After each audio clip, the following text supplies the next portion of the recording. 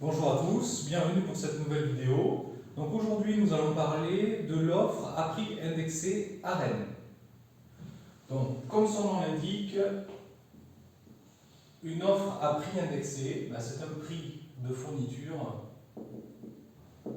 qui va être dépendant, c'est une fonction affine de type AX plus B.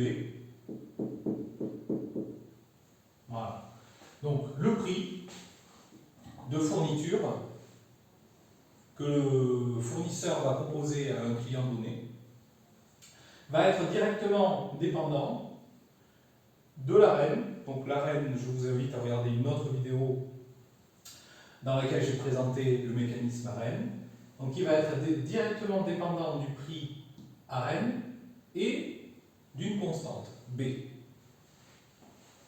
Donc ce prix-là, ça peut être un prix unique, donc un seul prix sur toute une période de fourniture, ou bien ça peut être un prix découpé par poste tarifaire, c'est-à-dire heures pleines, les heures creuses, l'été, l'hiver. On peut découper une courbe de charge, donner un prix, et ensuite on va rajouter cette valorisation ARENH. Donc comment je vais expliquer dans cette vidéo comment cette offre est formée, comment on arrive à calculer ce A et calculer ce B. Donc repartons depuis le début. On a le fournisseur a une courbe de charge sur l'année et va déterminer la puissance ARENH. Donc allez voir la vidéo ARENH, c'est expliqué. Donc il va calculer sur une base de la courbe de charge prévisionnelle qu'il a réalisée, une puissance ARENH. Voilà, exprimée généralement en kilowatts, par exemple, ou en mégawatts, comme vous voulez. La courbe de charge est ici. Et cette puissance ARENH, comme on a dit dans une autre vidéo, c'est généralement 42 € par mégawattheure, même si ça risque de changer peut-être dans les années futures. L'ARENH, je le redis, c'est un produit physique.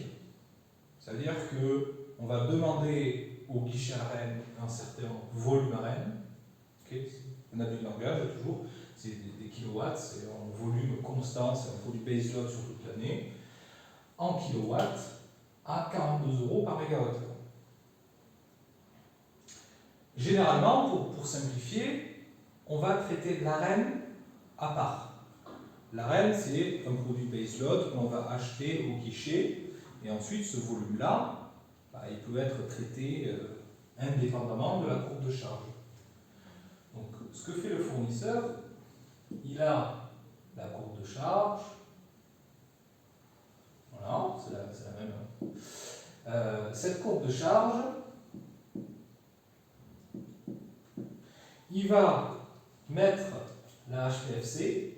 Pareil, je vous invite à regarder une autre vidéo pour comprendre ce qu'est la HPFC.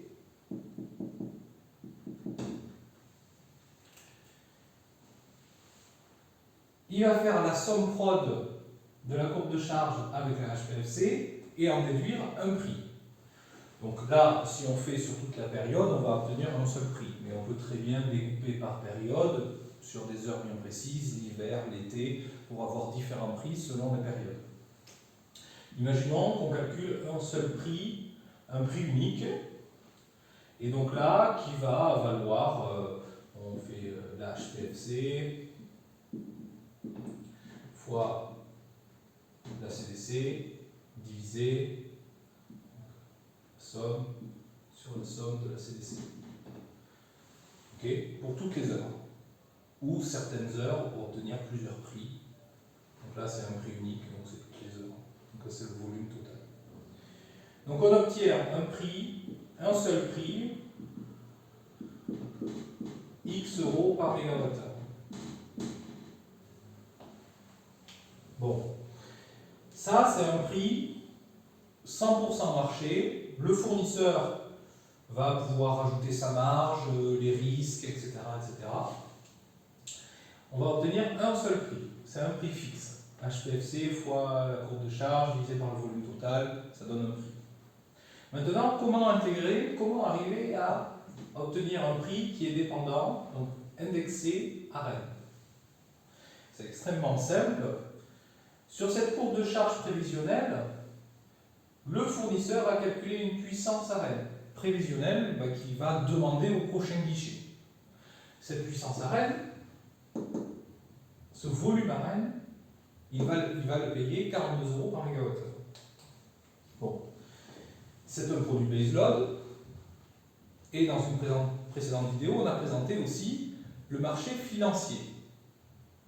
Ce marché financier, il y a les mêmes produits, mais ce sont des produits financiers. Ce n'est pas des produits physiques. Ça, c'est un produit physique, la Rennes. À un moment donné, on peut traiter ça. Donc là, on a obtenu le prix. On a la Rennes, le volume à Rennes à 42 €. Et là, à un moment donné, lorsqu'on demande de la Rennes, ça veut dire que le marché futur, observé sur EX, est plus important que 42 €. Parce que s'il était inférieur à 42 €, eh bien, il n'y a pas d'intérêt à prendre de la Rennes. Il faut aller directement sur le marché, puisque le marché est inférieur au prix de 42 €, donc il n'y a pas d'intérêt à demander de la Rennes au prochain guichet pour couvrir une partie de la consommation du client. Donc là, nous sommes dans un cas où lorsqu'un client demande un prix indexé à Rennes, soit le marché est plus important que le prix de la Rennes, le prix de marché est plus important que le prix de la Rennes, c'est-à-dire le prix baseload observé, le prix baseload annuel observé sur le marché de EX est supérieur à 42 €, ou bien que le client estime que le marché va augmenter et il préfère se sécuriser, il va prendre de la Rennes à 42 €. Donc, généralement, quand on a une offre indexée à Rennes, ça veut dire que le prix de marché est supérieur à 42 € par mégawattheure, sinon il n'y a pas d'intérêt. Maintenant, c'est comment le fournisseur fait pour obtenir un prix comme celui-là et faire en sorte que ça ne bouge plus pour limiter son risque. Comme on a dit, la Rennes, c'est un produit baseload, à 42 €.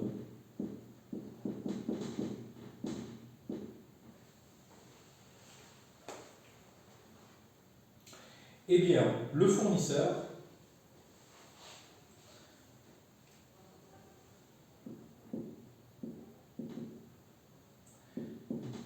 a calculé déjà un prix 100% marché à X € par mégawattheure.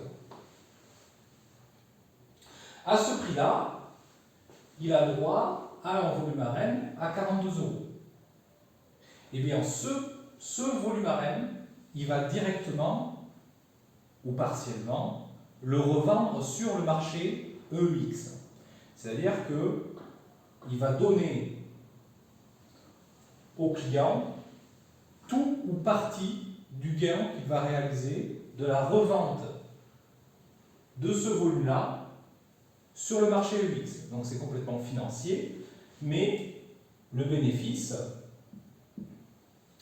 il va faire la puissance à Rennes multiplié par 8760 pour le nombre d'heures, divisé par le volume total de consommation, multiplié par 42 € moins le prix de marché.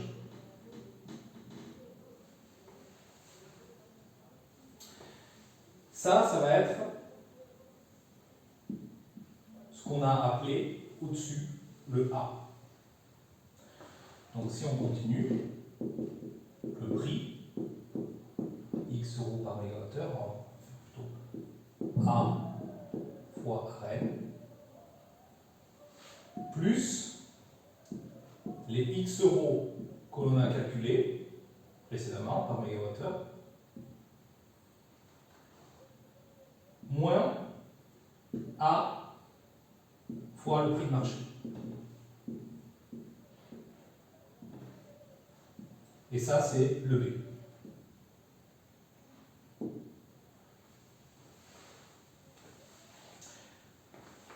Tout ce que l'on a fait dans cette formule, c'est on a pris le volume AN et on l'a revendu, on l'a valorisé au prix de marché, c'est-à-dire au prix observé sur EX. Donc là, ce prix-là, ce prix de marché, c'est sur EX, c'est la base calendaire sur l'année de livraison, c'est-à-dire par exemple 2023.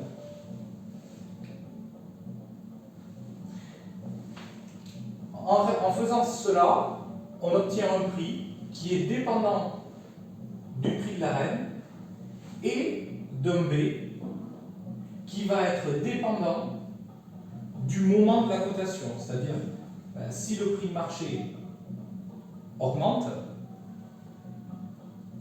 ce X va augmenter puisque la HPFC aura augmenté, mais la valorisation va aussi augmenter puisque plus vous avez l'arène, plus votre gain de la revente du volume à 42 € sur le marché va augmenter aussi. Donc vous comprenez bien ici, si on regarde un petit peu mieux ce A, qu'est-ce qu'il dit? Il dit, si j'ai plus d'arène, si mon pourcentage d'arène est supérieur à mon volume total de consommation, eh bien, ça c'est une difformité du marché. Plus le A sera supérieur, en tout cas à 1, plus il sera grand, au-dessus de 1,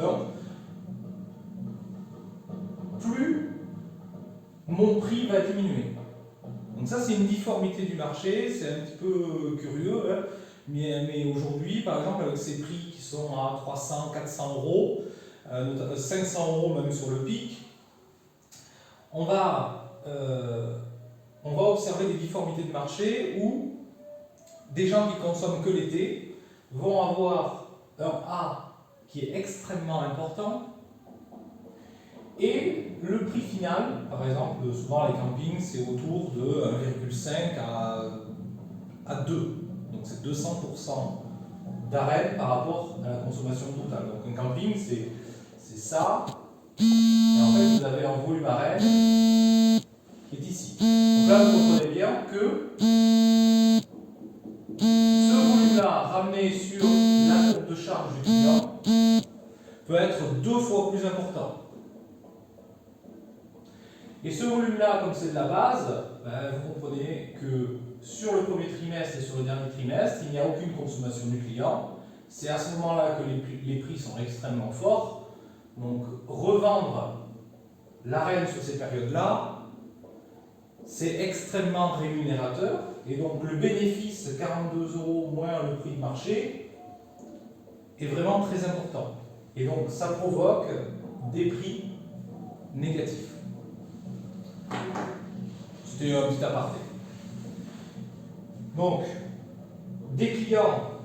Donc, sur une autre vidéo, j'ai présenté l'arène, le volume arène, comment il est calculé. Donc, vous comprenez que plus vous consommez sur des périodes creuses, c'est-à-dire plutôt juillet-août, et non pas l'hiver, plus vous consommez sur cette période-là, plus vous avez de droits arène, plus vous avez de chances que votre prix soit bas. Si vous faites tout le contraire, vous consommez uniquement l'hiver, vous avez un A qui est extrêmement faible. Sur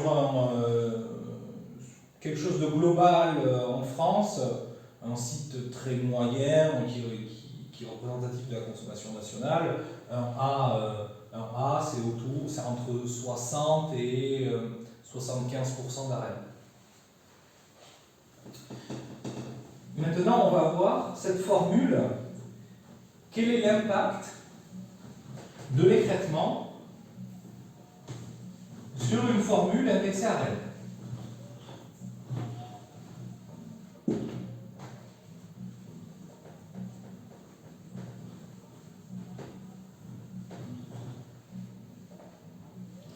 Donc, on a la formule indexée à Rennes. Donc ça, c'est la formule que l'on m'a donnée au client. Cette formule-là, eh bien, il va falloir, comme on a expliqué, la Rennes, en fait, c'est limité à 100 TWh pour l'ensemble des fournisseurs alternatifs. Donc, si les fournisseurs alternatifs demandent 150 TWh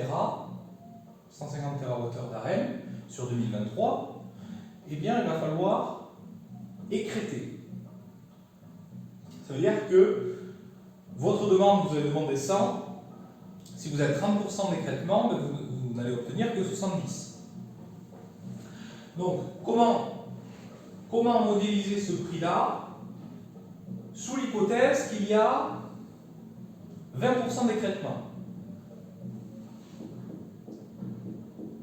Eh bien, c'est extrêmement simple. Au lieu d'avoir la Rennes ici à 42 € par mégawattheure, en fait, on ne va plus avoir la Rennes. On va avoir 1 moins l'écrêtement multiplié par les 42 €, donc c'est-à-dire la Rennes,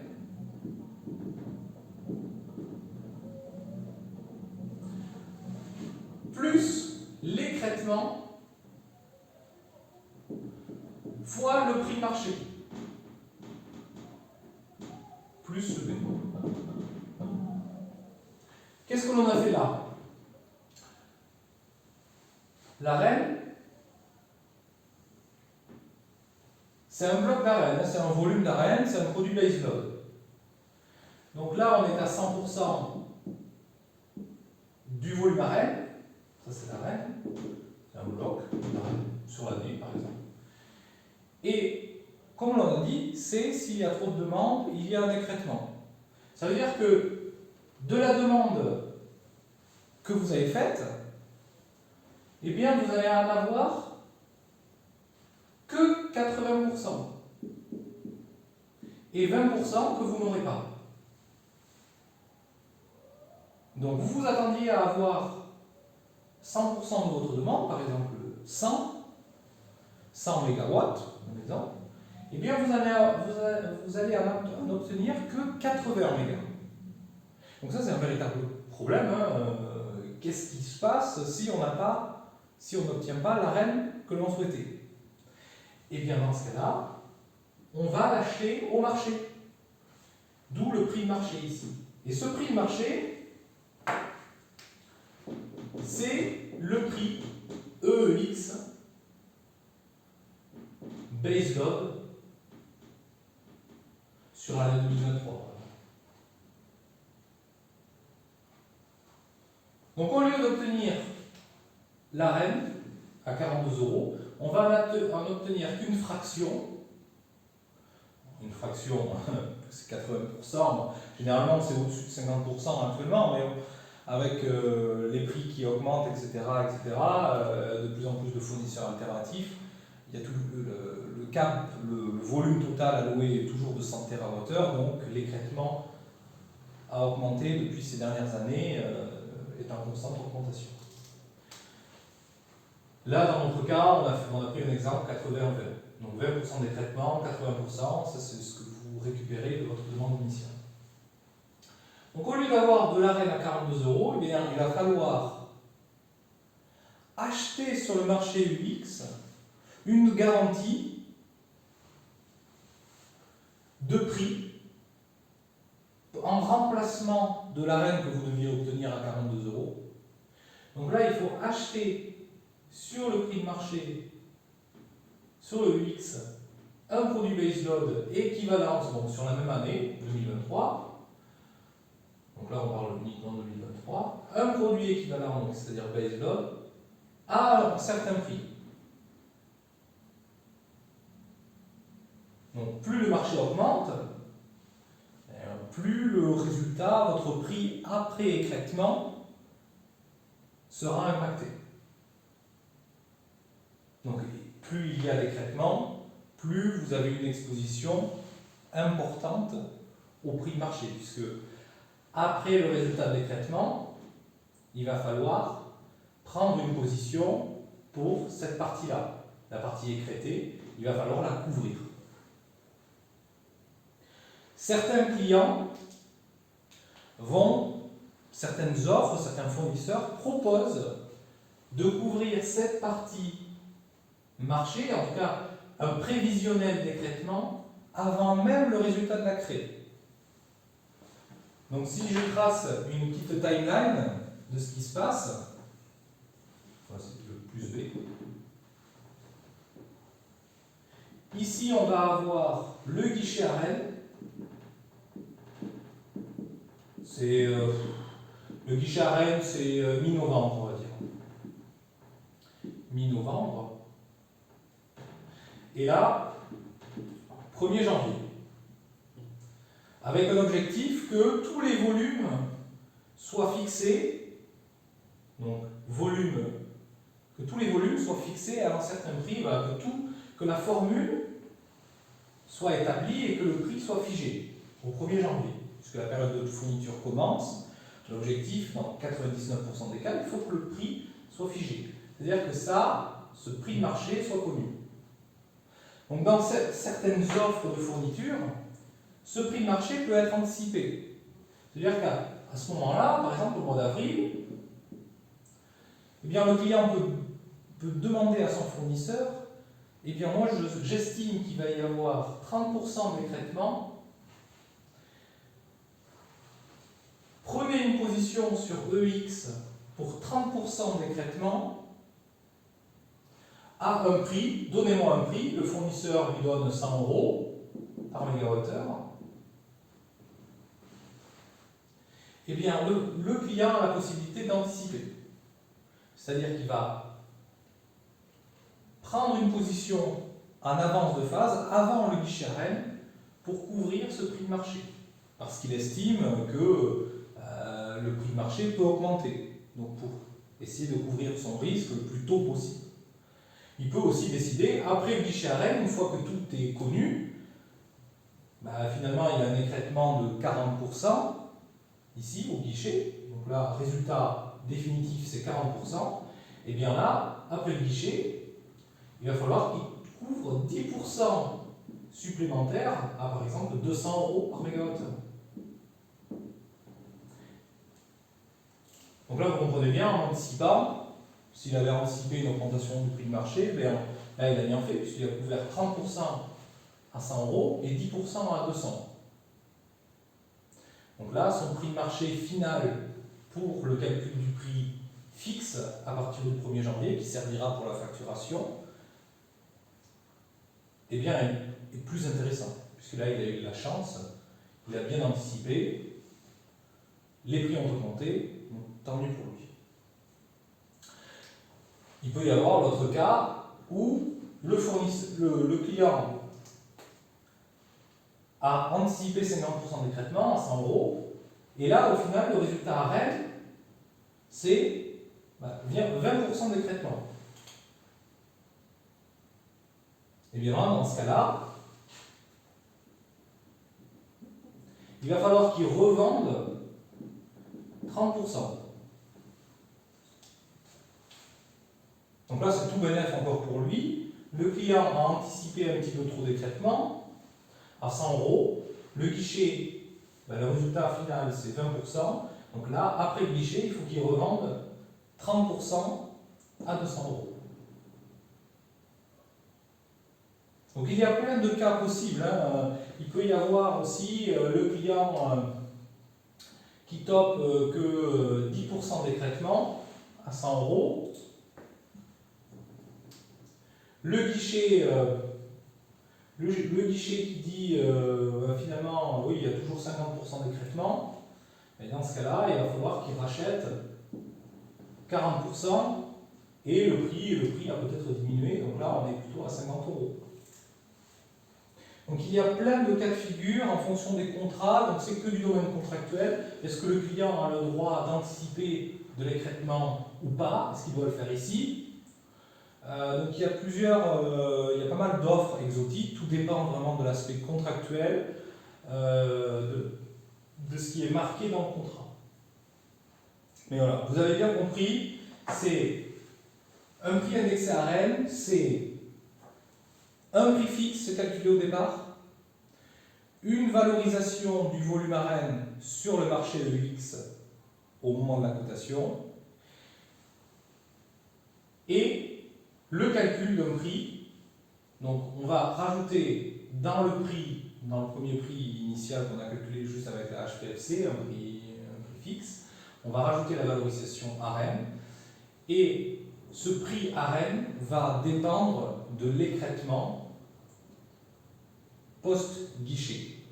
Cet écrêtement peut être anticipé par le client si ses conditions contractuelles le proposent. Sinon, il va falloir qu'il finisse donc de prendre position, ça peut être le client ou même directement le fournisseur à une date fixe, prendre position pour couvrir le volume restant, le volume AREN qui n'a pas été acquis par le fournisseur, et donc c'est un volume manquant qui doit être acquis sur UX, sur un produit similaire, donc c'est-à-dire baseload, et pourtant sur la même période. Ça m'est terminé pour le prix indexé AREN. Merci beaucoup et à bientôt.